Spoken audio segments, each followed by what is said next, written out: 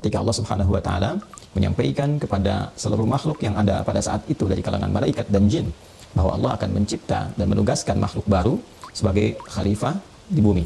Allah berfirman, A'udzubillahi minasyaitonir rajim, wa idz qala rabbuka lil malaikati inni ja'ilun fil ardi khalifah.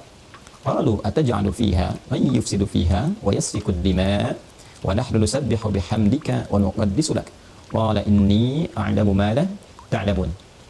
Dan ingatlah Muhammad sallallahu alaihi wasallam, pahamilah, renungkanlah ketika Rabbmu memviralkan, menyampaikan kepada kalangan makhluknya dari malaikat dan sebagian jin yang ada pada saat itu bahwa aku, kata Allah, sungguh akan menugaskan makhluk baru sebagai khalifah di bumi, membawa misi khusus yang telah Allah tetapkan.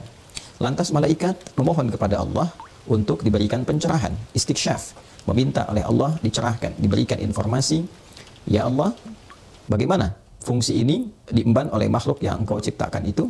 Apakah akan berpotensi menghadirkan kerusakan, pertumpahan darah, dan juga aspek-aspek lain yang kontraproduktif? Sementara Engkau ciptakan kami, malaikat, itu concern untuk ibadah. Maksud malaikat, kata para mufassir, jika memang tujuan sebagai khalifah di bumi ini puncaknya adalah ibadah, maka malaikat selama ini banyak beribadah kepada Allah. Maka meminta pencerahan dari Allah Subhanahu wa taala. Ini bukan bentuk pernyataan, bentuk protes atau bentuk keberatan, tidak. Ada sebagian yang menurut para ulama tafsir kurang tepat memahami sehingga dikesankan ini sebagai bagian dari bentuk protes atau keberatan. Tidak. Ini bukan bentuk keberatan, bukan bentuk protes, tapi lebih dalam bentuk penghambaan kepada Allah untuk meminta pencerahan, hikmah, ilmu, pengetahuan yang kiranya malaikat belum sampai ke sana.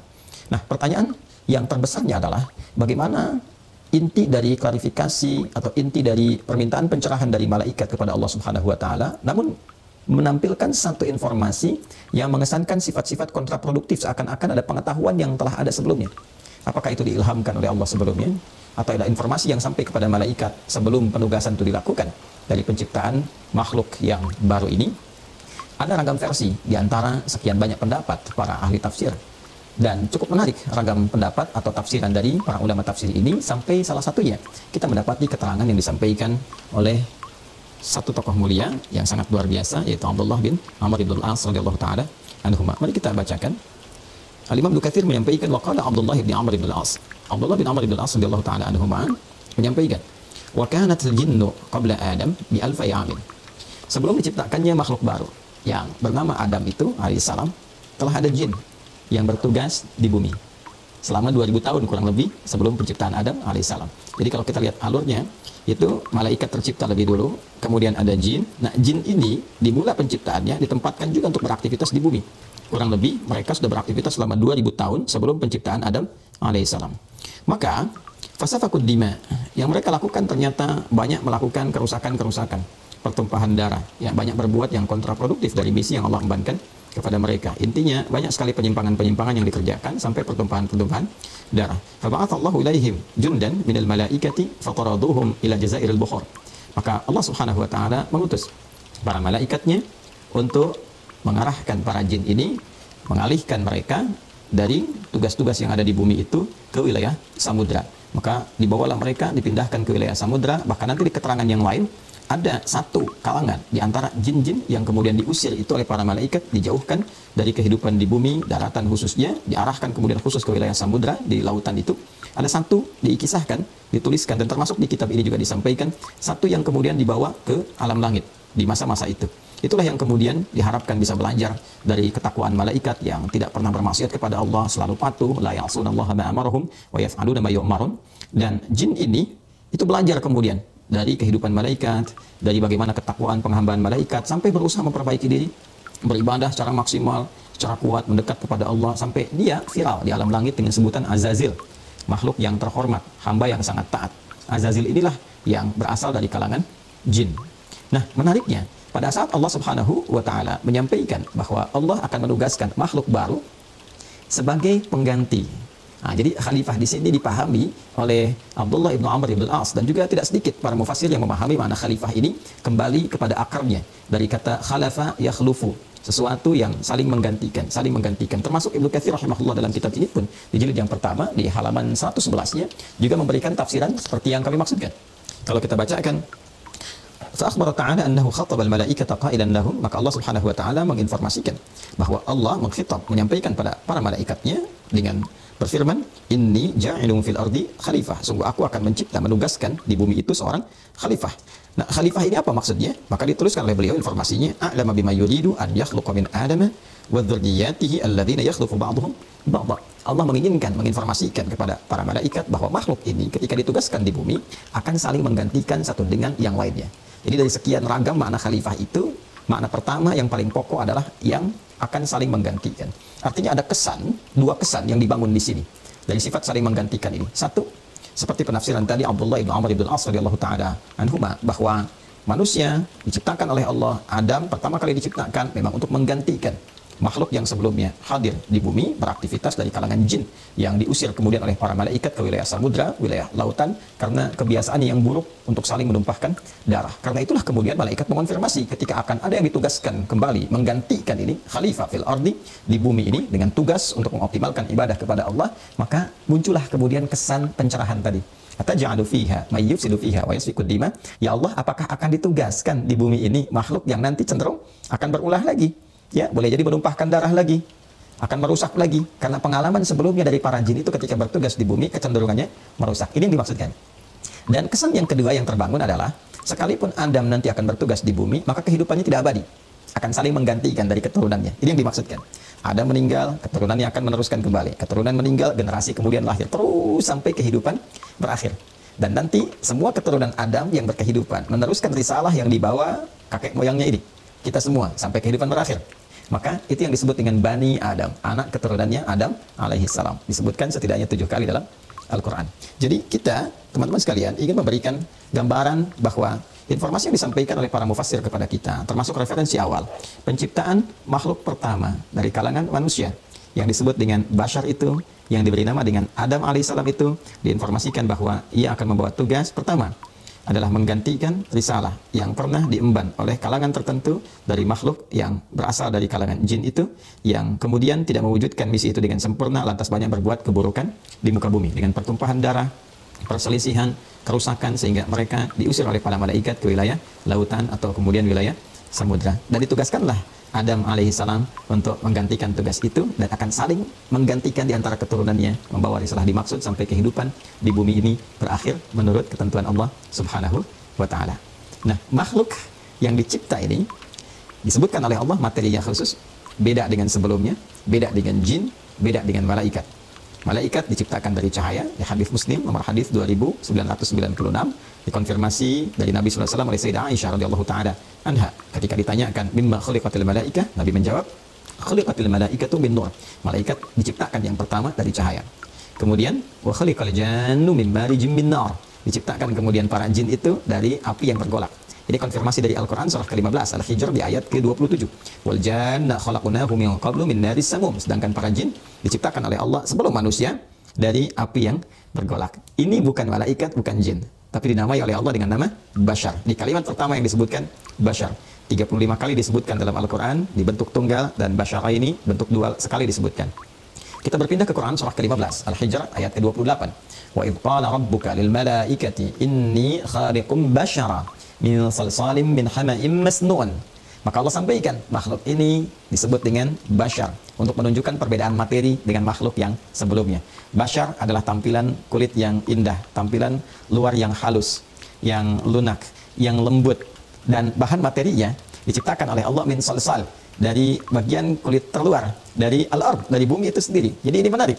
Tugasnya, ini istimewanya. Tugasnya ditugaskan di bumi, dan materi bagian dari penciptaannya, bagiannya juga diambil dari bagian terluar dari lapisan bumi. Kadang disebut dengan tinun lazib, kadang disebut dengan sol-sol, ya, dan itu semua merupakan saripati atau bagian-bagian lapisan dari tanah, dari bumi. Samrah, kadang disebut dengan tanah yang kemerahan. Karena itulah kemudian sifat-sifat tanah berada dalam diri manusia. Lapisan-lapisan tanah berada dari bumi dan tertanam pada manusia. Berasal dari lapisan tanah dan kembali ke tanah untuk dikuburkan dan kembali kepada Allah Subhanahu wa taala.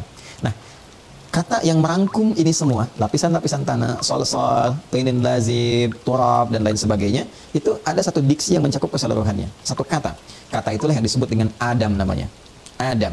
Sehingga Adam disebut Adam, summiya Adamu Adaman, dinamakan dengan Adam untuk memberikan kesan bahan materi penciptaannya, asal materi penciptaannya yang membedakan dengan jin dan malaikat yang telah tercipta sebelumnya. Sehingga para mufassir mengatakan dan ahli bahasa menegaskan Adam min adimil ard, min adimil ard, dari lapisan-lapisan tanah. Terhimpunlah kemudian karakteristik manusia dari lapisan yang dimaksudkan. Maka dari darahnya yang merah itu, wajah yang kadang kemerahan itu, sifat-sifat karakteristiknya, ada yang tanahnya bersih keadaan dirinya, yang lembut, yang menghitam, yang coklat dan sebagainya. Ada karakteristik yang terbawa dalam kehidupan kita dan unsur-unsur saripati itu tertanam dalam jiwa kita. Itulah Adam. Karena itulah kemudian ketika di perkara 95 ayat keempat itu, aku bersumpah kata Allah, sungguh aku ciptakan manusia dengan tampilan fisikal keadaan yang sangat sempurna. Kemudian yang paling menarik adalah kesempurnaan fungsi, keadaan fungsi jasmani kita, keadaan sifat kita yang sangat sempurna diciptakan mulia oleh Allah di Quran surah ke-17 ayat 70. Walaqad karramna bani Adam, dan kami telah muliakan semua anak cucu Adam, semua manusia itu mulia. Karena itulah Allah diantaranya menurunkan hukum untuk menjaga kehormatan. Hukum untuk menjaga kehormatan disebut dengan haram namanya, dari kata hormat. Hormat bahasa Indonesia yang diserap ke dalam bahasa Indonesia namanya hormat. Kenapa hukum haram diturunkan? Untuk menjaga kehormatan manusia yang memang sempurna itu. Tujuannya saleh, amalannya islah, harus selalu baik. Karena harus dijaga untuk baik, nggak boleh terjebak kepada yang buruk. Maka turunlah hukum haram. Haram mata melihat yang buruk, karena fungsi mata itu diciptakan untuk memandang yang baik. Haram lisan mencela, bikin hoax, menggibah, berselisih, itu buruk. Karena lisan diciptakan fungsinya untuk bertutur yang baik. Haram telinga mendengar yang kotor, karena hukum telinga diciptakan itu pendengarannya fungsinya untuk mendengar yang baik-baik. Sampai ke ujung kaki. Itulah sebabnya, filosofinya kenapa ada hukum haram. Bukan ingin menyulitkan aktivitas kita, tapi menjaga keadaan manusia tetap terhormat di hadapan Allah Subhanahu wa Ta'ala. Nama inilah yang menyertai kita disebut dengan insan. Allafa, ya yu'allifu ta'lifan, sesuatu yang melahirkan kelembutan, menyusun sesuatu dengan lembut, menghadirkan karakter yang harmoni. Karena itulah tampilan manusia sesungguhnya membawa kelembutan, harmoni, kebaikan. Jadi kalau ada manusia yang tampil kasar, keras, yang tidak menempat, sesungguhnya boleh jadi terpengaruh oleh lingkungan sehingga keluar dari keadaan fitrah-fitrahnya yang mulia, yang baik. Karena itu di Al-Quran disebut dengan al-ins, dari kata anisah, sesuatu yang lembut, yang halus, ya, dipasangkan lawannya jin. Bila ins itu tampak, lembut, baik, harmoni, jin sebaliknya. Jin itu tersembunyi, cenderung kasar, dan sulit membentuk harmoni, bawaannya merusak seperti yang tadi disampaikan, ya. Dan disebutkan rangkaian ini 18 kali dalam Al-Qur'an. Ya ma'syaral jinni wal ins wa ma khalaqtul jinna wal ins. Jadi ternyata ketika disebut dengan bashar, menunjuk materinya, ins karakteristik kelembutannya, insan kreasi aktivitas karakter kinerjanya yang cenderung baik, bani Adam menunjuk kepada akar keturunannya kepada Adam alaihissalam, dan semua terakumulasi dari nama kakek moyang kita Adam alaihissalam. Itulah Adam, manusia pertama, dan melahirkan keturunan kita semua dengan karakteristik yang tadi telah ditampilkan. Nah, hal yang menarik adalah ketika Allah Subhanahu wa Ta'ala memberikan nama Adam dengan segala penjelasan tadi, kemudian menampilkan kepada kita perjalanannya dari awal mula diciptakannya, dan dijelaskan kepada malaikat ini akan menggantikan makhluk sebelumnya, membawa risalah untuk ibadah, karena baik jin dan manusia itu tujuan utamanya adalah menampilkan pengabdian paripurna sebagai ibadah kepada Allah. Itu yang dikonfirmasi di Quran surah ke-51 ayat 56. Wa ma khalaqtul jinna wal insa illa liya'budun. Tidaklah aku ciptakan baik jin atau manusia kecuali mereka supaya memaksimalkan, mengoptimalkan tugas sebagai ibadah kepadaku, kata Allah. Ya, jin ini tidak maksimal, banyak melakukan kerusakan. Ya, diciptakan kemudian manusia untuk memberi contoh kepada jin, seperti ini harusnya. Memberikan contoh pada malaikat, ini cara mengendalikan nafsu. Malaikat tak punya nafsu. Maka nanti kita akan lihat bagaimana malaikat pun hormat kepada manusia ketika bisa menata itu semua dengan kekuatannya dalam saat yang bersamaan mampu mengendalikan nafsunya. Jadi tugas untuk mengoptimalkan ibadah ini diembankan kemudian kepada Adam, misinya di bumi dengan segala karakteristik tadi yang telah kita sampaikan. Ada apa setelah itu? Bagaimana kemudian tugas itu dimulai? Seperti apa gambarannya? Sampai Allah menegaskan, Adamlah yang pertama kali dipilih, dan risalahnya akan diteruskan oleh generasi setelahnya. Ada Nuh alaihissalam, ada keluarga besar Ibrahim, bahkan nanti ada keluarga besar Imran, dan yang lainnya, sampai menuju Rasulullah Muhammad sallallahu alaihi wasallam.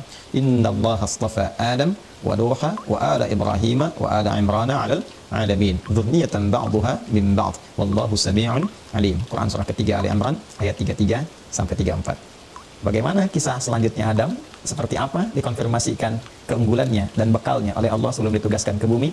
Seperti apa pelatihannya sebelum berangkat kemudian tugas dimulai di bumi sebagai khalifah untuk beribadah? Kita akan lanjutkan di edisi selanjutnya esok hari insyaallah. Allahumma taqabbal minna innaka antas sami'ul alim wa tub 'alaina innaka antat tawwabur rahim. Allahumma rabbana atina fid dunya hasanah wa fil akhirati hasanatan wa qina adzabannar. Wa sallallahu ala sayyidina Muhammad wa ala alihi wa sahbihi ajma'in. Wa akhiru da'wana subhanakallahumma wa bihamdika nashhadu an la ilaha illa anta nastaghfiruka wa natubu ilaik. Walhamdulillahi rabbil alamin. Subhanakallahumma bihamdika nashhadu an la ilaha illa anta nastaghfiruka wa natubu ilaik. Terima kasih atas perhatian Anda semua. Assalamualaikum warahmatullahi wabarakatuh.